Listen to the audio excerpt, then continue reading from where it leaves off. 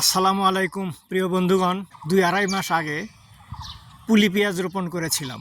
মাঝারি মানের পেঁয়াজ হয়েছে, খুব বেশি ভালো হয়েছে বলা যাবে না, খুব খারাপ হয়েছে সেটাও বলা যাবে না। তারপরেও যেগুলো একেবারে না তুললেই নয় সেই অংশটুকু তুললাম, জমি ফাঁকা করে রেখে গেলাম। এছাড়া আরও কিছু পেঁয়াজ রয়ে গেছে, সেগুলো ফলন এখনও ততটা ভালো হয়নি, গাছগুলো এখনও শুকে যায়নি।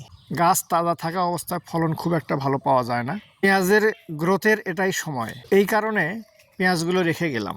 রসুন যদিও গাছ বড় হয়ে গেছে, এদিক সেদিক এলোমেলো হয়ে আছে, কিন্তু গাছগুলো এখনও তাজা আছে। একই কারণে রসুন এখন তুলতে পারলাম না। ঈদ পর্যন্ত যদি থাকে ইনশাআল্লাহ ঈদের পরে এসে তোলার চেষ্টা করব।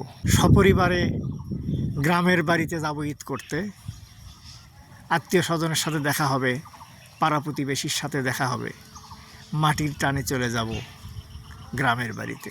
তো সবাই ভালো থাকবেন, আমার জন্য দোয়া করবেন, আমাদের জন্য দোয়া করবেন প্লিজ।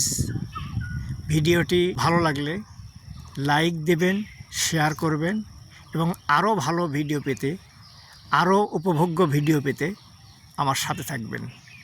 ধন্যবাদ।